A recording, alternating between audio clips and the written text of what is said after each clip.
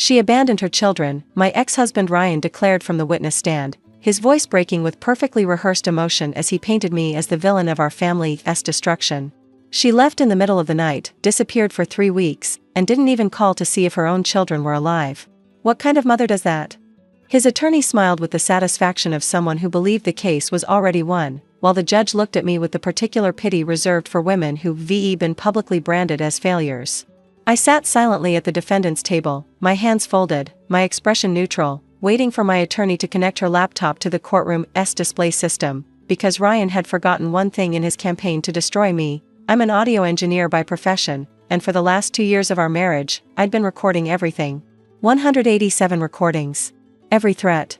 Every locked door. Every whispered promise that no one would ever believe me. We were about to find out if that was true. Let me tell you about the marriage that looked perfect from the outside and the documentation that would eventually save my children. I married Ryan Hollister when I was 26. He was charming, successful, the kind of man mothers hope their daughters will find. A financial advisor with a corner office, a confident handshake, and a smile that made everyone feel like the most important person in the room. The control started so gradually I didn't recognize it. First, he helped me manage my finances. Then he suggested I leave my job at the recording studio to focus on family. Then he preferred I check with him before making plans with friends, buying groceries, leaving the house. By the time Emma was born, followed 2 years later by Lucas, I'd become a person I didn't recognize. Isolated, dependent, apologizing for existing while telling myself this was just what marriage looked like. It wasn't. But I didn't know that yet. The abuse was never physical, not in ways that left marks. Ryan was too smart for that. He knew that bruises could be documented, that physical violence could result in criminal charges. His control was more sophisticated, financial strangulation, emotional terrorism, and a campaign of gaslighting so complete that I'd begun to question my own reality. You're too sensitive. That never happened. You're imagining things. I never said that. You're crazy. After every incident, he'd convince me I'd misremembered, misheard, overreacted. The arguments I clearly recalled would be reframed as my failures. The promises he'd made would be denied. My perceptions became suspect, even to myself. Until I started recording. The first recording was almost accidental. I'm an audio engineer, or I was, before Ryan convinced me to quit. Sound is my profession, my language, the way I understand the world. When I couldn't trust my own memory anymore, I reached for the tool I knew best. A small voice recorder, hidden in my pocket during a conversation where Ryan promised, again, to let me visit my sister in Portland. Of course you can go, sweetheart. You know I support your relationships. The next day, when I mentioned booking a flight, he denied ever agreeing. Called me delusional. Accused me of lying to create conflict. But I had the recording. I played it back alone, in my car, the only place I had privacy. And for the first time in years, I knew I wasn't crazy. He'd said yes. I'd heard it. It was real. I started recording everything. The collection grew over 2 years. 187 recordings, totaling approximately 94 hours of audio. Not constant surveillance, I wasn't trying to catch him in minor inconsistencies. I recorded the conversations that mattered, discussions about finances, agreements about the children, incidents where he threatened or manipulated. I recorded him saying I couldn't access our joint accounts because he removed my name for tax purposes. I recorded him telling our daughter Emma that mommy was sick in the head and shouldn't be trusted. I recorded him promising to destroy me if I ever tried to leave, detailing how his lawyer friends would make sure I never saw the kids again. I recorded him changing the locks while I was at a doctor's appointment, then calling the police when I tried to enter my own home. I recorded him saying the words that would eventually echo through a courtroom, "No one will believe you. I'm the successful one. I'm the normal one. You're just the crazy wife who couldn't handle reality." The breaking point came on a Tuesday in March. Emma was 7, Lucas was 5. I'd been documenting for 23 months, waiting, building a case I wasn't sure I'd ever have the courage to use. Then Lucas got sick at school. The nurse called my cell phone, still in my name, the one thing Ryan hadn't managed to control. I rushed to pick him up, took him to the pediatrician, focused entirely on my child. When I tried to bring him home, the front door wouldn't open. Ryan had changed the locks again. This time, he'd packed bags for the children and left them on the porch. A note was taped to the door, "Your stuff is at your sister's. Don't come back." I called him. He didn't answer. I called again. Voicemail. I stood on the porch of my own home, holding my feverish son, unable to enter. Neighbors peeked through curtains. I could imagine what they were thinking, poor Ryan, finally getting free of his unstable wife. That's when I realized, he was executing a plan. A plan to make me look exactly like what he'd been calling me for years. The crazy woman who couldn't function. The unfit mother who'd been kicked out of her own home. And if I reacted the way he expected, screaming, pounding on the door, calling the police in a state of hysteria, I'd be proving his narrative right. So I didn't react. I took Lucas to my sister's house, got him settled with medicine and comfort, and then I called a lawyer. The next 3 weeks were engineered by Ryan to look like abandonment. He told Emma and Lucas that mommy had left and didn't want to be found. He blocked my phone number, deleted my emails, refused to let me see the children despite having no legal custody order. I documented everything. Every denied visit request, sent through certified mail after he blocked my calls. Every time I appeared at the school to see my children, only to be turned away because Ryan had informed them I was a danger. Every message I sent through third parties that went unanswered. I wasn't abandoning my children. I was being systematically prevented from accessing them while Ryan manufactured evidence of the abandonment he accused me of later. The recordings captured all of it, including several calls he did answer accidentally, where he explicitly outlined his strategy. By the time this goes to court, it'll look like she just walked out. 3 weeks of no contact. What kind of mother does that? He was speaking to his attorney. He didn't know I'd forwarded my calls to a recording system, or that I was capturing everything automatically. The custody hearing was scheduled for May. Ryan's attorney was expensive, aggressive, and confident. They'd filed an emergency motion for full custody, citing my abandonment and mental instability. They gathered statements from neighbors who witnessed my erratic behavior, the incidents Ryan had engineered to make me look unhinged. My attorney, Catherine Torres, had reviewed all 187 recordings before the hearing. "This is the most comprehensive documentation of coercive control I've ever seen," she told me. "But we need to use it strategically. Too much at once will overwhelm the court. We need to tell a story." "What story?"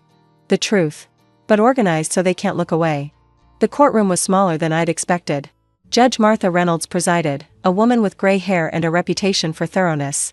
Ryan sat at the petitioner's table with his expensive lawyer, wearing the concerned parent expression he'd perfected over years of manipulation. I sat at the defendant's table, the recording library loaded on my attorney's laptop, my future. And my children's futures hanging on what happened in the next few hours. Ryan's attorney went first. The narrative was exactly what I'd expected: a troubled wife who'd grown increasingly unstable, a devoted husband who'd tried to help her, a breaking point where she simply vanished, leaving her children without explanation. She abandoned her children, Ryan declared from the witness stand. She left in the middle of the night, disappeared for 3 weeks, and didn't even call to see if her own children were alive. His voice cracked at precisely the right moment. His hands trembled with manufactured grief. "What kind of mother does that?" he asked the judge, his eyes glistening with tears. His attorney smiled. Judge Reynolds looked at me with pity. Then Catherine stood. "Your Honor, we have evidence that directly contradicts Mr. Hollister's testimony." Objection. Ryan's attorney was on his feet immediately. "What evidence?" "We received no prior disclosure. These recordings were obtained during the marriage, in a single-party consent state, and are fully admissible. We provided notice of their existence in our response filing 2 weeks ago." The judge reviewed her notes. "I have that filing." Objection overruled. "You may proceed." Catherine connected her laptop to the courtroom's display system. "The petitioner claims his wife abandoned her children. The truth is far more disturbing. We have 187 recordings documenting a systematic campaign of coercive control spanning more than 2 years." She pressed play. Recording 1, Ryan explaining to a friend how he detrained me to ask permission before leaving the house. "You just have to be consistent. She knows now that going out without checking with me first causes problems. It took about a year, but she's finally getting it." Recording 7, Ryan telling Emma that mommy was broken inside and that daddy had to make all the decisions. "Your mommy isn't like other mommies, sweetheart. Her brain doesn't work right. That's why we have to be patient with her." Recording 23, Ryan threatening to take the children if I ever tried to leave. "You think anyone would give custody to a woman who hasn't worked in 7 years? Who has no money, no job, no proof of anything? My lawyer will bury you. You'll be lucky to get supervised visits."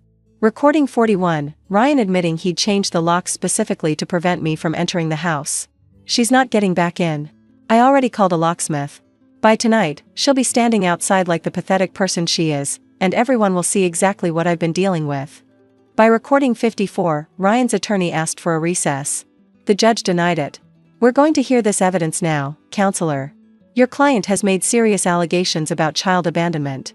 This testimony directly contradicts that narrative." Catherine continued. Recording 67, Ryan explicitly blocking my access to the children. If she tries to call, don't answer. If she comes to the school, tell them she's a threat. I want 3 weeks of documented no contact before the hearing. Recording 89, Ryan coaching his mother on what to tell the court about my mental state. Just say she's always been unstable. Mood swings, paranoia, whatever sounds believable. The judge won't verify it. Recording 112, Ryan telling me, in explicit terms, that no one would ever believe my version of events. You're just the crazy wife, Melissa. That's all you've ever been. That's all anyone will ever see. I've made sure of that. The courtroom was silent. The final recording was the most damaging. It was from 2 days before I was locked out, a conversation Ryan had with his attorney, apparently unaware that I'd configured our home system to automatically record all calls. The plan is simple. I change the locks, claim she left voluntarily, and document 3 weeks of no contact. By the time it goes to court, it looks like textbook abandonment. She'll be too hysterical to explain herself, and my witnesses will confirm she's been unraveling for months.